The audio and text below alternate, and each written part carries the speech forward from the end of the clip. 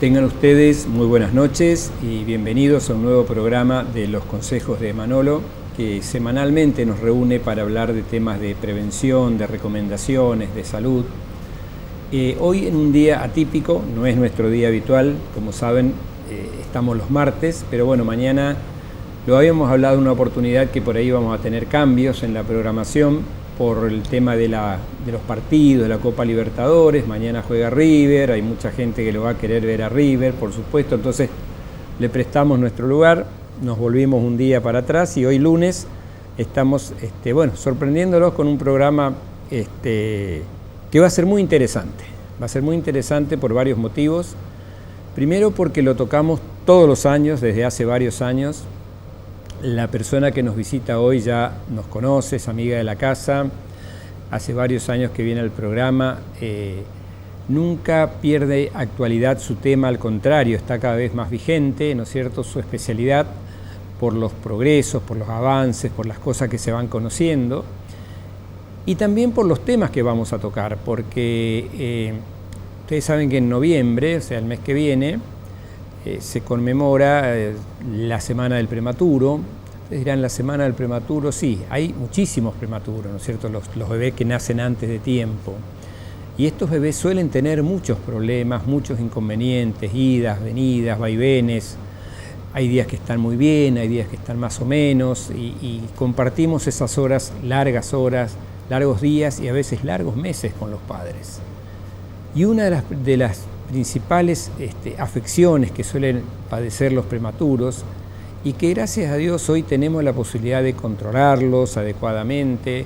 Yo me acuerdo cuando recién comencé a hacer pediatría, cuando había un problema con el prematuro, en principio, o con los ojos del prematuro, el prematuro terminaba en Buenos Aires, mínimamente, porque no teníamos los elementos, no teníamos los especialistas.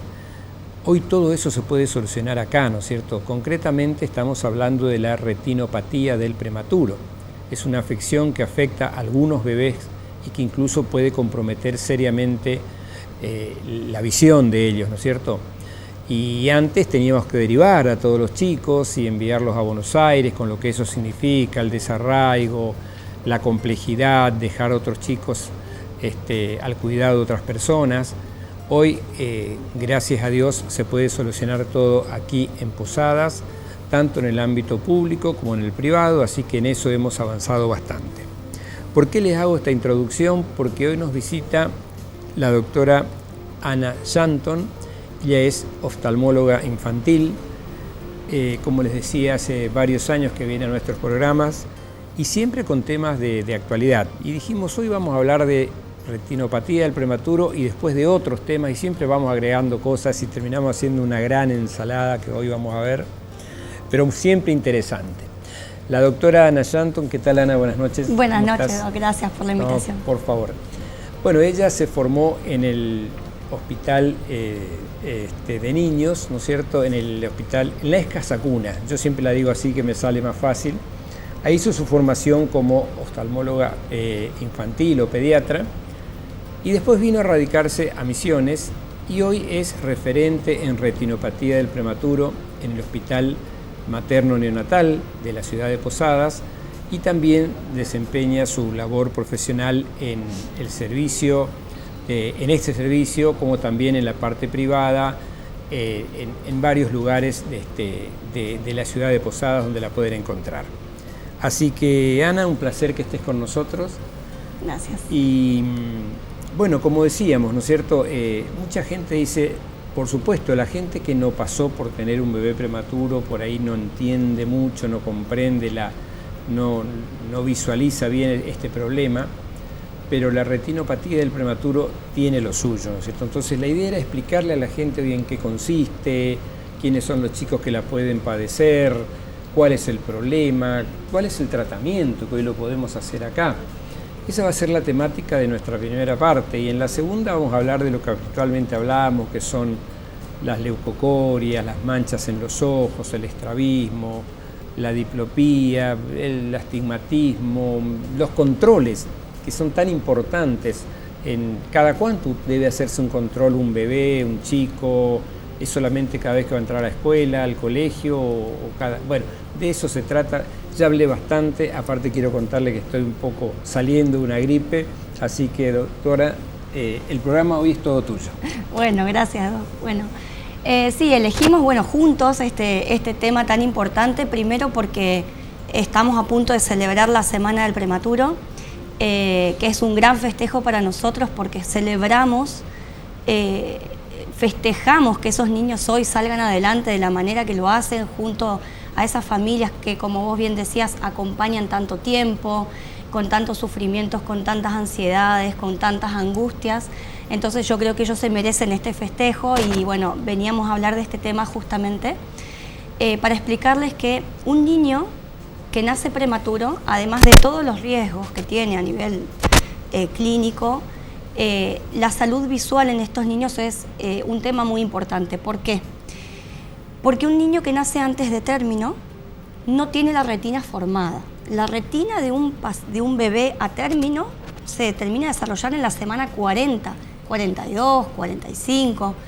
Entonces, un bebé que nace de 6 meses, 7 meses, tiene una retina totalmente avascular, totalmente inmadura. Entonces, esa retina inmadura termina de formarse fuera de la panza, con lo que el niño necesita para seguir viviendo: el oxígeno, las transfusiones, antibióticos de algunas infecciones.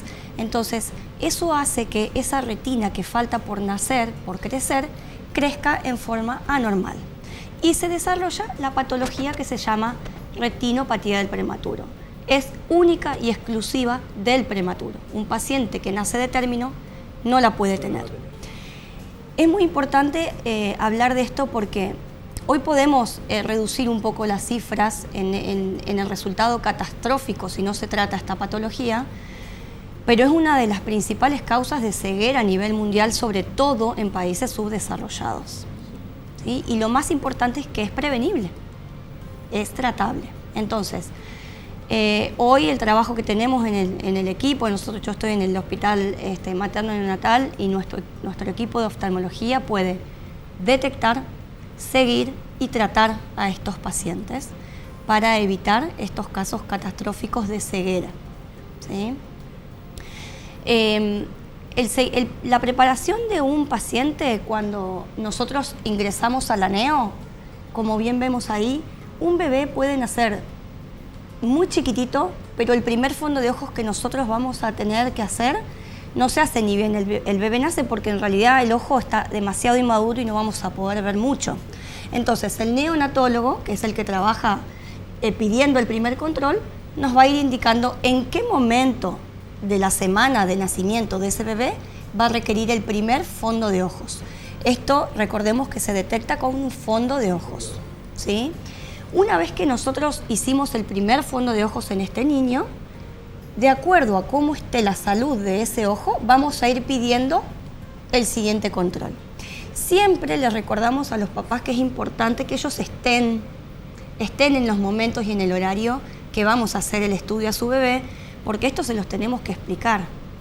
Porque a un papá que le tenemos que explicar que su bebé tiene una retinopatía, que está avanzando y que hay que hacerle tratamiento porque si no lo hacemos corre riesgo de ceguera, es muy difícil explicarlo en una sola vez y que el papá se entere de esa manera. Es muy angustiante. Entonces es importante siempre el trabajo del padre con todos los referentes de salud de la neo para que esto sea un proceso muy cuidado. Nosotros los acompañamos muchos a los papás en este proceso, así que siempre pedimos eso.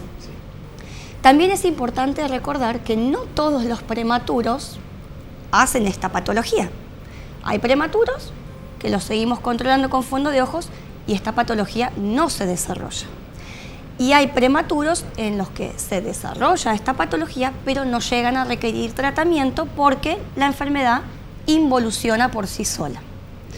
Y el porcentaje de pacientes que requiere tratamiento puede requerir 2 tipos de tratamiento, de acuerdo a la gravedad. Uno de los tratamientos, que es el clásico, el gold estándar que le llamamos nosotros, es la fotocoagulación láser de la retina que todavía no está formada. Esa retina que no está formada es la que está generando todo ese movimiento alterado en el ojo del niño. Entonces generamos una coagulación, una fotocoagulación de esa retina. Y otro procedimiento que realizamos también en los niños prematuros que tienen patologías más graves es la inyección intraocular de un medicamento para tratar de frenar esta patología. Realmente nosotros estamos muy contentos con nuestros resultados porque andan muy bien los tratamientos y siempre y cuando se encuentren y se detecten a tiempo. Acá la clave es esa. Son pacientes que le explicamos mucho a los papás. Esto no es un tratamiento que se hace y se terminó. Este niño que requirió tratamiento va a tener controles de por vida oftalmológicos. ¿Por qué? Porque este tratamiento puede dejar algunas secuelas. Una de las secuelas puede ser miopía, que es la dificultad para ver de lejos, estrabismo, que es la desviación de los ojos, o alguna otra alteración que va a requerir en ese niño estimulación visual, controles, anteojos, algún otro tipo de cirugía. Entonces nosotros prevenimos lo más grave en ese momento, pero son pacientes que requieren controles en forma permanente. Ahora, digamos que un chico que padece una retinopatía no necesariamente va a quedar con alguna secuela, puede quedar perfectamente bien también. Exactamente, porque no, obviamente que los más chiquititos. Sí. Nace un bebé de 25 semanas con 500 gramos. Sí, como lo que estamos viendo acá, ¿no? Ese niño tiene mucho más riesgo de padecer una patología, una retinopatía. En este caso, es como trabajamos nosotros para hacer el tratamiento. Siempre multidisciplinario, siempre. Ni el neonatólogo puede trabajar solo, ni el enfermero solo, ni el oftalmólogo solo, jamás. Eso sería imposible. Por eso hay que armar un buen equipo. Sí. Somos 3 oftalmólogos nosotros actualmente en el hospital, porque si uno se va de vacaciones y el bebé queda sin su control, claro, perdemos la oportunidad de tratamiento. El tratamiento lo hacemos con el bebé sedado, bajo analgesia. Este procedimiento de sedoanalgesia lo realiza la médica neonatóloga y tenemos el enfermero que está circulando y ayudándonos en el procedimiento. El casco es lo que es por donde nosotros hacemos el tratamiento, que es de donde sale el láser, y el bebé está controlado, manejado por el neonatólogo, muy cuidado, manejando todos sus signos vitales. Terminamos el procedimiento, el bebé queda en la neo. Generalmente son bebés que ya están internados, claramente porque son muy chiquititos, y cursan su periodo de recuperación sin ningún tipo de dolor, sin ningún tipo de alteración en la neo. Seguimos haciendo posteriormente los controles con fondo de ojos y vamos viendo cómo esa patología va remitiendo, la cicatriz el láser va cicatrizando y ahí podemos decir, bueno, que estamos frente a una enfermedad controlada. ¿Sí? Que después le explicaremos a los papás cómo van a ir siendo sus controles posteriores. Perfecto. Bueno, sí, todo esto entonces como digo, se puede hacer acá, se puede hacer tranquilamente, ¿no es cierto? Es excepcional que haya que derivar o sea, antes era la norma. Lo que pasa que no teníamos el láser. Claro.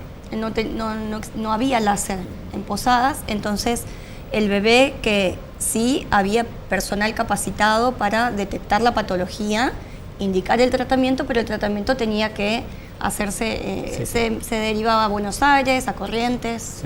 Sí, yo recuerdo bien las etapas, ¿no? Primero fue derivar a Corrientes o a Buenos Aires, después venían los oftalmólogos, ¿no es cierto? Venían acá con su láser y lo hacían acá, y ahora ya prácticamente se hace todo acá, ¿no es cierto? Sí, la verdad que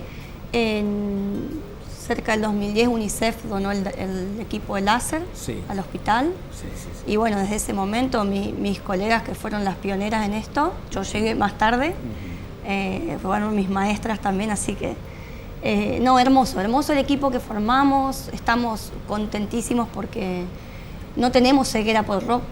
Bien. Y eso es una maravilla. Más que importante. Sí. Más que importante. Bueno, doctora, perfecto. Obviamente que esto lo hicimos a modo de ya prepararnos para lo que va a ser la semana del prematuro, como les decíamos, que es una de las tantas patologías que puede tener el prematuro. El prematuro pasa por una serie de inconvenientes, de problemas, de procesos, como les decía, de idas y venidas.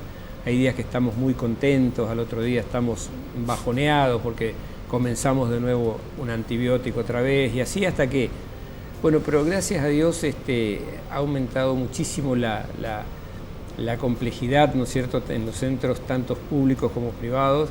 Entonces, ya yo diría que es salvo alguna patología cardiovascular, el resto se puede manejar prácticamente incluso algunas cardiovasculares se manejan en Misiones, ¿no?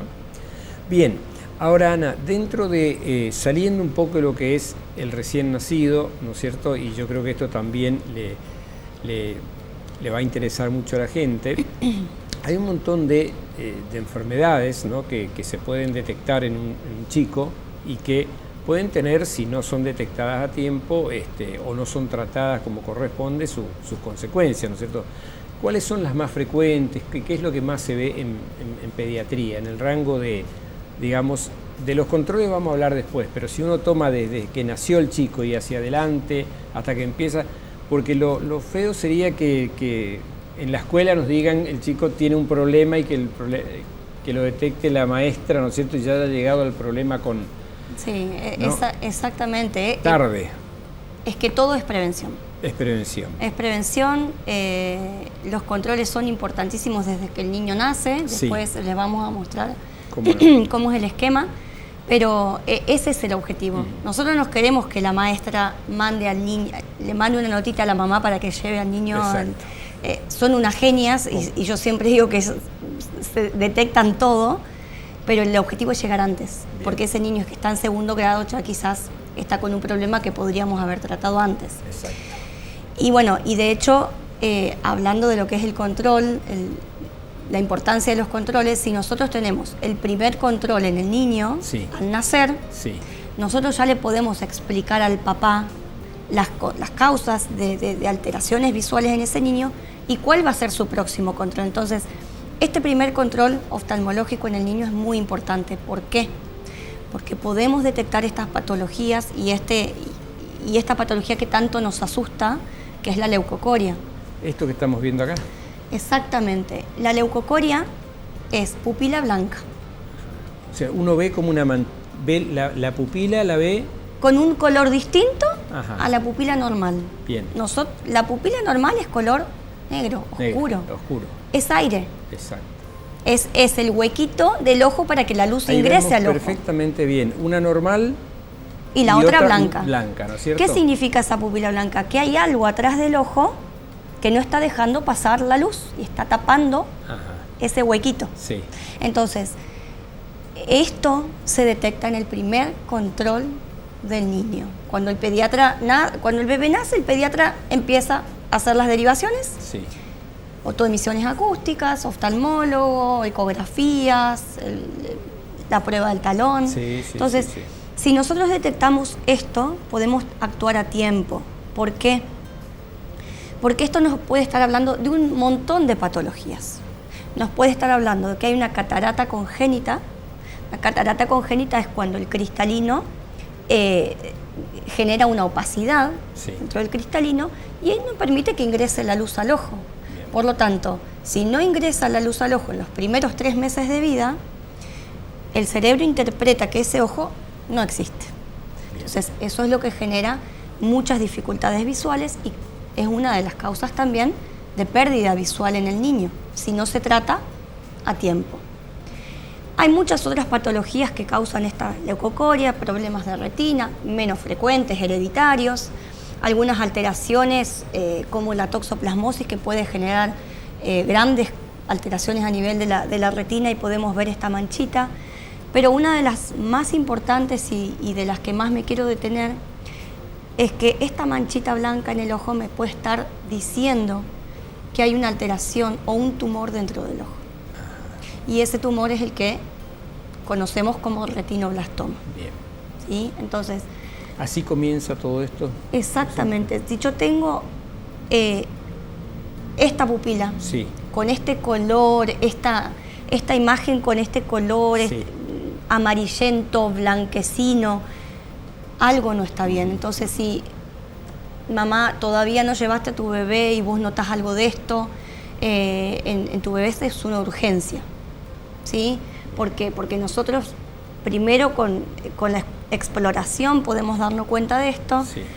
Haremos una ecografía, haremos una resonancia, inmediatamente el niño es derivado, sí o sí, a un centro de mayor complejidad, que es Garrahan, que es actualmente en la Argentina donde se están realizando con mucho éxito el tratamiento de los retinoblastomas que lleguen en forma temprana. Bien. Recordemos que es un tumor, el principal tumor maligno ocular de la infancia. Y lo podemos detectar simplemente con el primer control de que el niño llega al oftalmólogo. Es muy simple de detectarlo. El reflejo es inconfundible. Inconfundible. Donde nosotros vemos una manchita blanca, eso no es normal. Obviamente que esto lleva un acompañamiento familiar muy importante. En el momento en que el paciente llegue y nosotros detectamos esto, es acompañarlo hasta el final. Sí.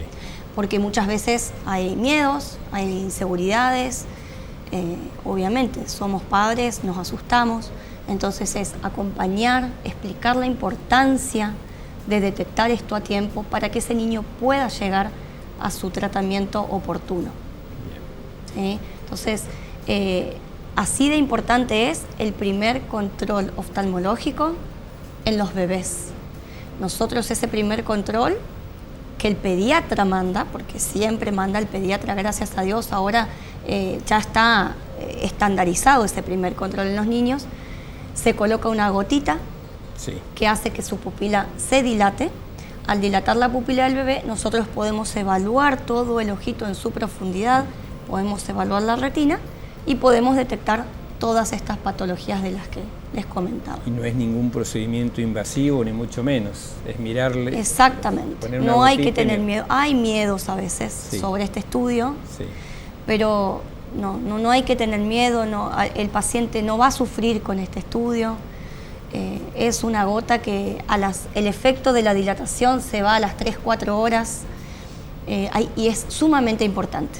Es la salud visual de ese futuro adulto. Bien. Bien. Así que esto es hablando sobre el retinoblastoma. Me hablabas hoy cuando estábamos charlando, ¿no es cierto?, de que existen otras patologías, otras situaciones que son muy frecuentes, ¿no es cierto?, y que también hay que tratarlas a tiempo, y que tratadas a tiempo, obviamente, algunas o la mayoría tienen su correlato en una corrección adecuada. Y hay muchas que incluso los pediatras, me incluyo, hemos cometido a veces el error de decir, cuando la madre dice, no, él está mirando hacia adentro o tiene un ojito desviado, y dice, ya se va a corregir, es la costumbre, porque estamos hablando concretamente de que eso puede terminar en un problema un poquito mayor, ¿no es cierto? Un problema, y yo me acuerdo que muchas veces también nos pasaba lo siguiente, de derivar al oftalmólogo, y que el propio oftalmólogo decía, no, es un estrabismo, pero se va a corregir. Exacto. Se va a corregir, o es un pseudoestrabismo. Un pseudoestrabismo, que tiene la base de la nariz ancha. Entonces, siempre nos quedaba la duda, obviamente que la última palabra la tienen los oftalmólogos, y estábamos hablando del estrabismo, ¿no es cierto? El estrabismo en sí, ¿en qué consiste? El estrabismo es la pérdida de alineación de los ojos. ¿Sí? Es una patología frecuente del niño. Muy frecuente. Entonces, sí, es un motivo de consulta muy importante. Y es muy importante la detección precoz. Sí. ¿Por qué? El cerebro está preparado para utilizar los dos ojos y poder ver una imagen. Correcto. ¿Sí? Genera un efecto de fusión, de visión simultánea, usando los dos ojos. Sí. Si un niño tiene un desvío, ya sea hacia adentro o hacia afuera, esa visión genera confusión, porque con un lado veo una imagen, del otro lado veo otra imagen, eso genera visión doble. En el niño Pero el niño tiene una capacidad, que es la de suprimir la visión del ojo que le molesta. La visión doble en el niño es un lapso muy cortito. En ese momento en donde la visión le empieza a molestar al niño, el cerebro bloquea. Lo bloquea y funciona el que funciona bien.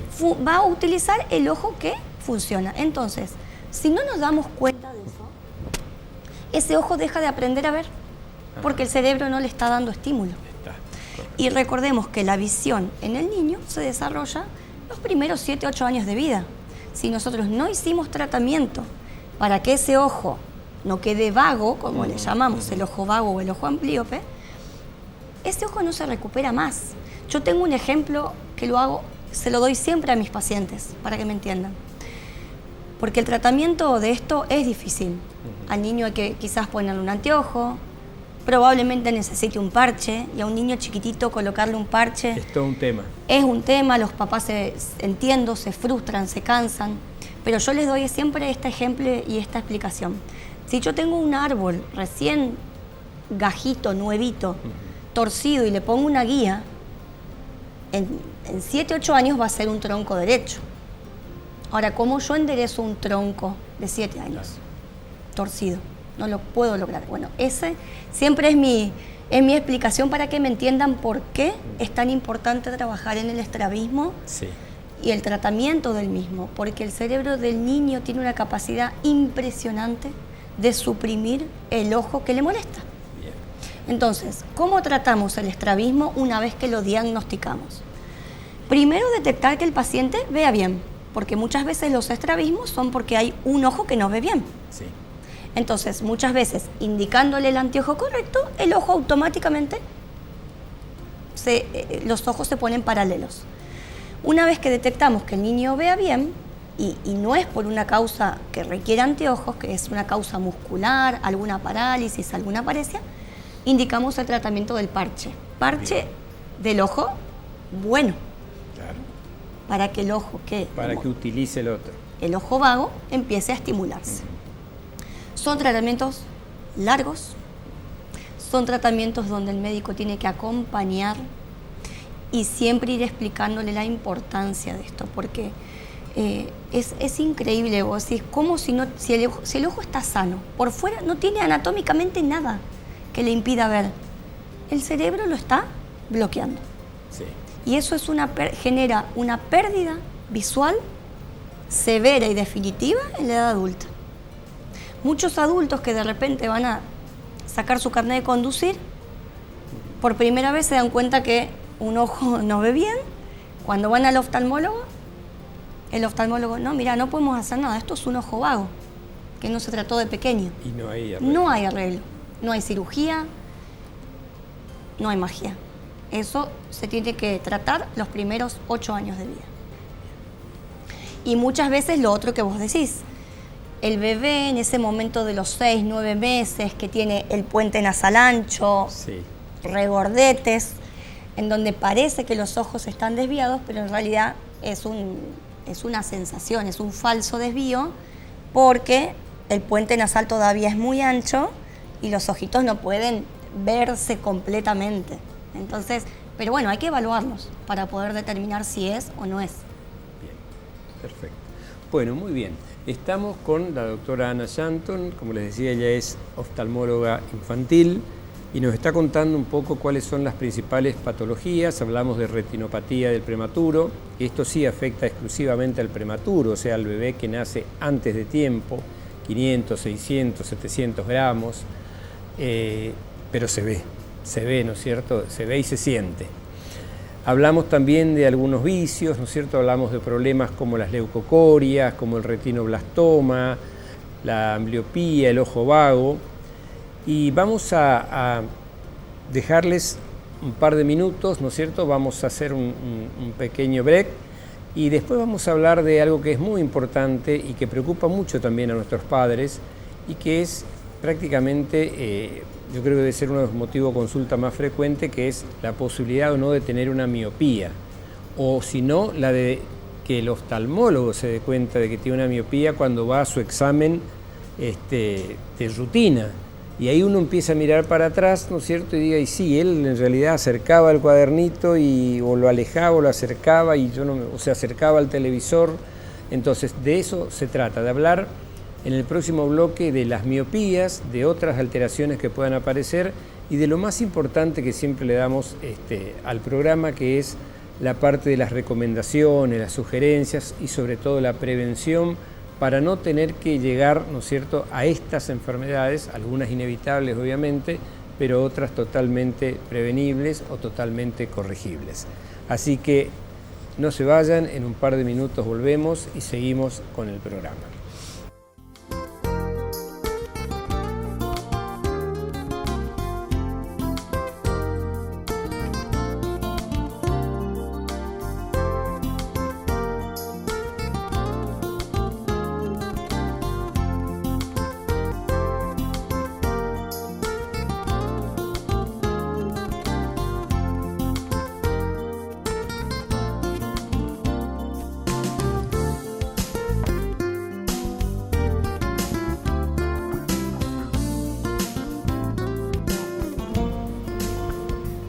Bien, estamos de vuelta, estamos como para realizar la segunda parte del programa. Obviamente que como siempre, nuestra segunda parte, nuestro segundo bloque está dedicado mucho a lo que es lo que uno ve más frecuentemente y a las recomendaciones, a la prevención, a los cuidados, a las cosas que en cada tema que abordamos tiene su importancia, ¿no es cierto? Un poco el objetivo y el fundamento de este programa, ¿no? Y yo le quería preguntar a la doctora dos cosas puntualmente, que yo creo que una debe ser uno de los motivos de consulta más frecuente, ya sea porque va a averiguar si tiene ese problema o porque el oftalmólogo lo detecta en ese problema, o porque hay una sugerencia detrás de decir, mirá, acerca mucho el cuaderno, los libros, se acerca mucho a la tele, entonces... O sea, concretamente le estoy hablando de, yo le preguntaba mientras nos tomábamos estos 2 minutos, le decía, ¿cuáles son los motivos de consulta más frecuentes en el consultorio? ¿Cuál es la diaria del oftalmólogo? Sacando las urgencias, sacando el desprendimiento de retina, sacando el ROP, ¿no es cierto? Sacando un traumatismo, que son muchos también y que son urgencias. Pero yo creo que los motivos, nos interesa saber sobre todo cuáles son los motivos de consulta más frecuentes para que nuestros televidentes sepan en qué caso deben consultar, independientemente de los controles que después nos vas a decir cuándo hay que hacerlas, cuáles son las causas que más llevan a la consulta a los chicos a ver a un oftalmólogo infantil. Bueno, actualmente, después de la pandemia sobre todo se vio más. La consulta más frecuente es la mamá que viene al consultorio y dice, Doc, quiero que le revise porque está mucho con pantallas. Con pantallas. Entonces, ese es un motivo de consulta extremadamente frecuente, sí. Obviamente que en la edad preescolar y escolar. ¿Sí?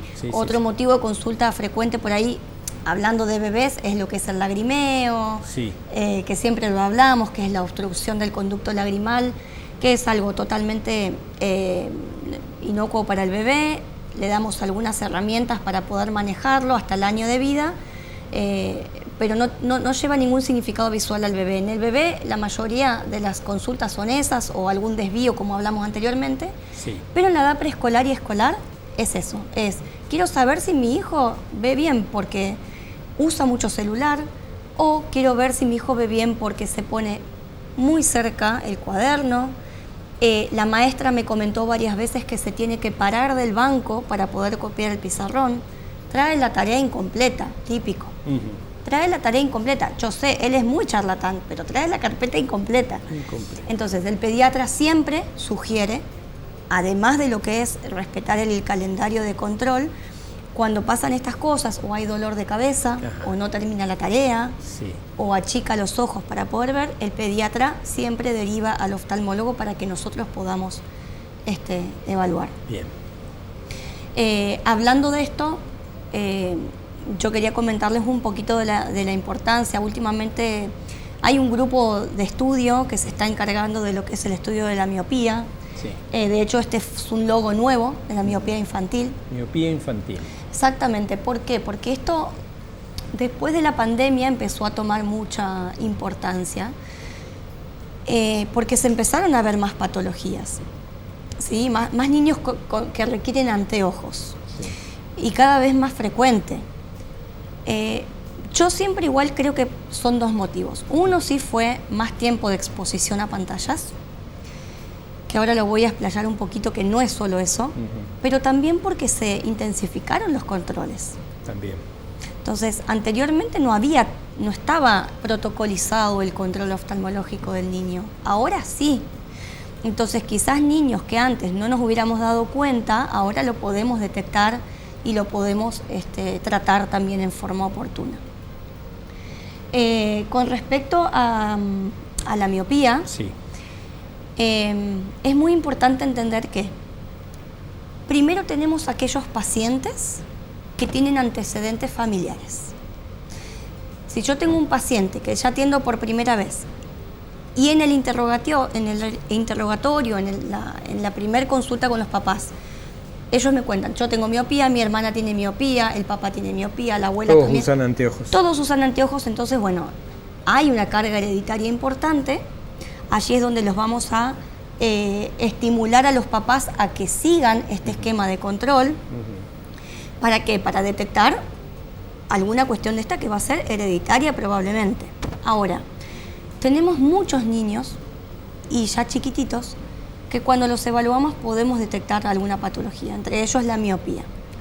Entonces, la pregunta típica es, ¿el celular le está generando la miopía? Sí participa en el desarrollo de la miopía, pero no únicamente.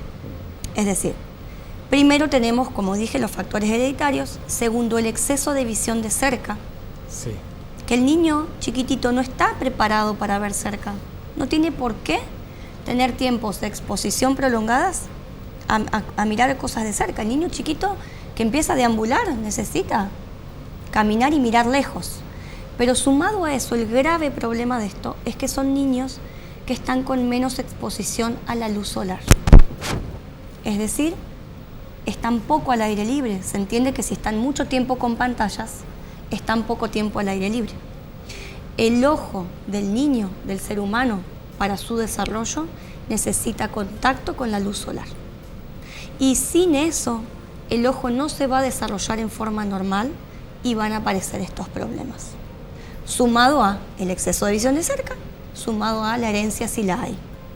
Entonces, siempre que un papá viene a hacer esta consulta, quiero ver si mi hijo tiene, porque mira muchas pantallas, yo les muestro el esquemita, que es la fotito anterior, en donde les digo, es muy importante que no mire tanta pantalla, súper importante, les doy las pautas de que no puedo estar más de 2 horas de corrido mirando pantallas, tengo que hacer pausas, ¿sí?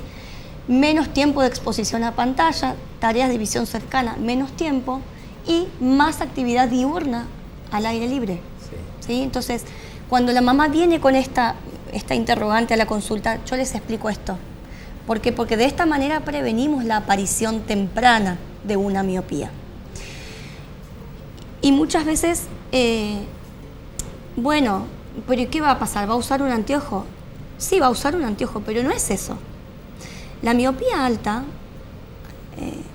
con el correr de los años, si el niño va aumentando año a año la graduación de su miopía, son ojos que tienen otros riesgos también. Son ojos que tienen riesgo de padecer presión ocular, tienen riesgo de padecer alteraciones de retina, tienen riesgo de padecer más cataratas. Entonces, no es solo cambiar la graduación de un anteojo, es cuidar ese ojo del niño para que sea un ojo adulto sano. Entonces, cada vez que viene un papá con este motivo de consulta, nos encargamos de esto, de mostrarles, de explicarles. Obviamente que después se hará el tratamiento. Si un niño de 6 años no ve de lejos, se le va a dar un anteojo, y junto a eso, del anteojo va a ir una notita para la maestra. Siempre hacemos nota para la maestra, nota para el pediatra. Este niño, si necesita anteojos, nosotros recomendamos que en el aula no se siente al fondo, contra la pared, que es un niño que tiene que tener una ubicación para favorecerle y para facilitarle el trabajo, ¿sí? Muchas veces el que se da cuenta de esto es la maestra, como hablamos, entonces no queremos que lleguemos ahí. Sí. Queremos que con los controles, con el esquema de control, la plaquita siguiente, el objetivo es que el paciente, a través de todos estos controles, podamos detectar el problema y tratarlo oportunamente, para que cuando ingrese a su salita de 5, a su primer grado, no tengamos que empezar en, tenemos que dar un apoyo o tenemos que buscar cuál es la causa de su retraso escolar. Primero asegurarnos de que el niño ve, oye, bien, y después trabajar todo el resto. Entonces, con este esquema tratamos de tener bien controlado. El primer control de recién nacido, sí, sumamente importante para prevenir lo que hablamos al principio. El segundo control es a los 6 meses, donde detectamos la mayoría de los estrabismos. De pacientes que tienen estrabismo lo podemos detectar también en esta edad, y también podemos ver ya si el paciente tiene alguna miopía, algún astigmatismo, alguna dificultad visual. El siguiente control es al año. También podemos medir. ¿Cómo medimos un paciente tan chiquitito? Se dilata la pupila y se puede, a través de las técnicas que usamos para medir perfectamente y saber perfectamente si ese niño ve bien y si ese niño tiene un problema visual o si tiene chances de tenerlo. A veces nosotros podemos, a través de la medición con la pupila dilatada, decirle al papá, mira, tiene un borderline y si no tomamos medidas adecuadas, tu hijo puede ser miope. Entonces, también nos sirve este esquema para explicarle a los papás y darle pautas de alarma, ¿sí?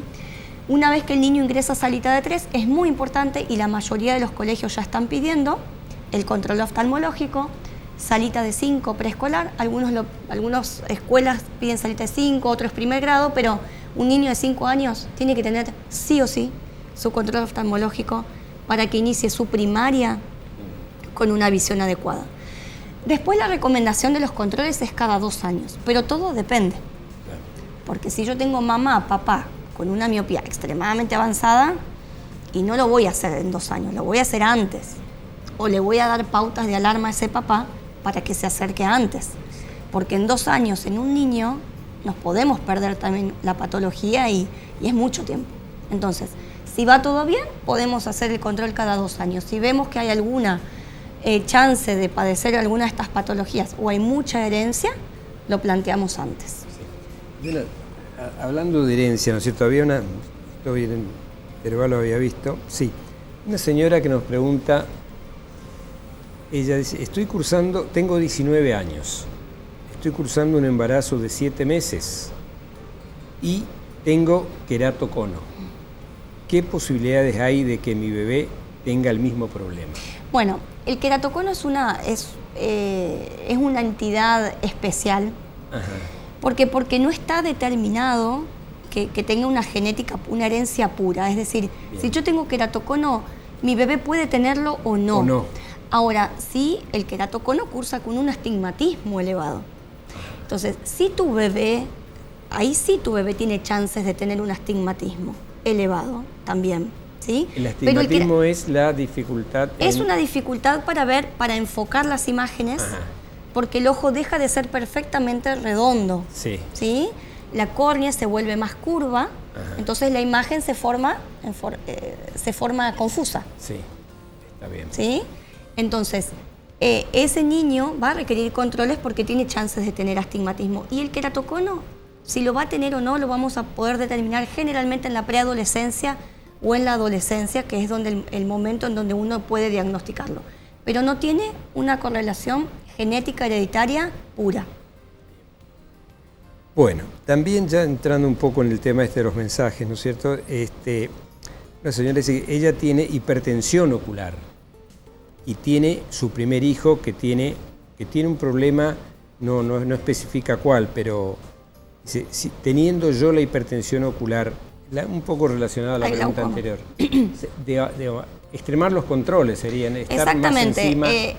Hay patologías del adulto Sí. que en el niño no se van a presentar. Yo siempre les digo, el ojo del niño no es un ojo adulto pequeño, es un ojo de un niño.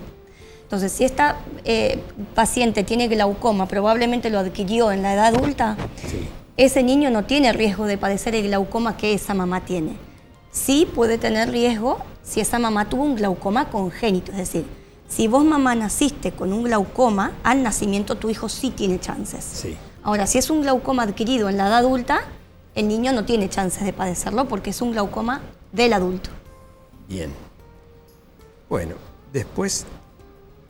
Bueno, yo me adelanté un poco porque así lo hacíamos más, y un poco porque estamos casi sobre la hora, ¿no? del programa. Dice, doctor, dice, buenas noches, tengo una bebé de 5 meses y la pediatra nos mandó a hacer un fondo de ojo. A ver, está muy buena la pregunta por lo siguiente, dice, tengo una bebé de 5 meses y la pediatra nos mandó a hacer un fondo de ojo. No nos dijo el por qué, solo por control. ¿Me tengo que preocupar? Sí. Bueno, doctor, gracias y gracias a la doctora por sacarnos algunas dudas. A ver, bueno, acá fue...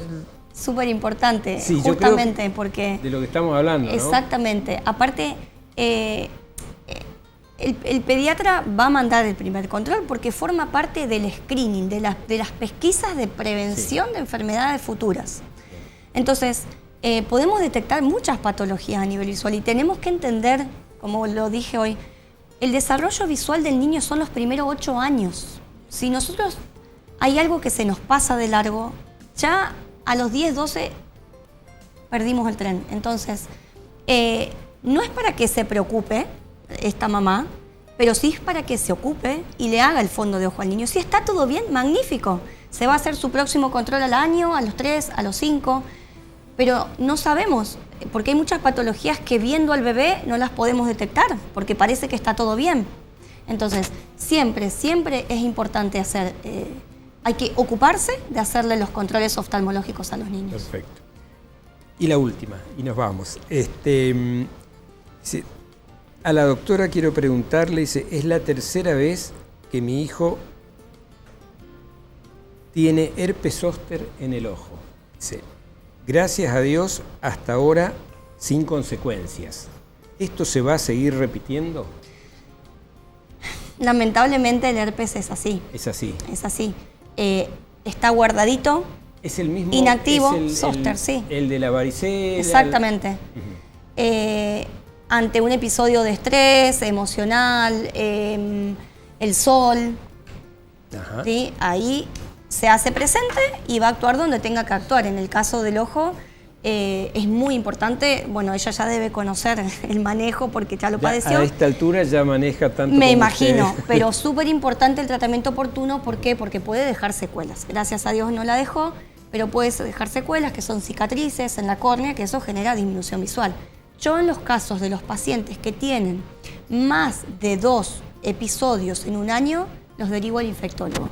El infectólogo hace un tratamiento durante un año con antivirales para evitar la recurrencia de estos episodios. Siempre trabajando en equipo. Nosotros somos oftalmólogos, pero no medicamos sistémicamente la mayoría de las patologías. Siempre hablarlo con el pediatra de ese paciente, hacer interconsultas con el infectólogo, con el dermatólogo, para poder en conjunto tratar como estas patologías. O sea que controles en un niño sano, en un bebé sano, al nacer, a los 6 meses, a los 6 meses, al año de vida, al ingreso a los 3 añitos y al ingreso escolar a primer grado, 5 o 6 años. Exactamente. ¿Cierto? Eso es lo habitual. Ahora, obviamente, habiendo una carga, habiendo problemas hereditarios, habiendo en la familia mucha gente con anteojos, seguramente uno va a ser un poquito más, se va a preocupar un poquito más. Ese es el mensaje, ¿no? Exactamente. Bien, bueno, Ana, cumplimos con el tiempo, nos excedimos un poquito, siempre nos pasamos, pero bueno, nos dan una tolerancia acá los chicos tranquilamente. Hablamos de retinopatía, hablaste de las leucocorias, de los estrabismos, de los controles, de algunas cositas que, bueno, no tienen que preocupar tanto, como son el lagrimeo que recién decías. Hay mucha gente que se preocupa mucho por el sondaje, que termina siendo una cosa bastante tranquila, no es prácticamente un problema serio, pero sí es para hacerse ver. Es el ojito ese que siempre está sucio, que siempre está con secreciones, mojadito, o supurando un poquito, que a veces ustedes les mandan a hacer los masajes, ¿no es cierto?, y otros tipos de tratamientos. Hicimos un pantallazo de todo lo que es Obviamente que han quedado muchísimos temas no menos importantes que estos, pero bueno, yo quiero agradecerte como siempre por tu predisposición a venir un lunes después de estar todo el día trabajando.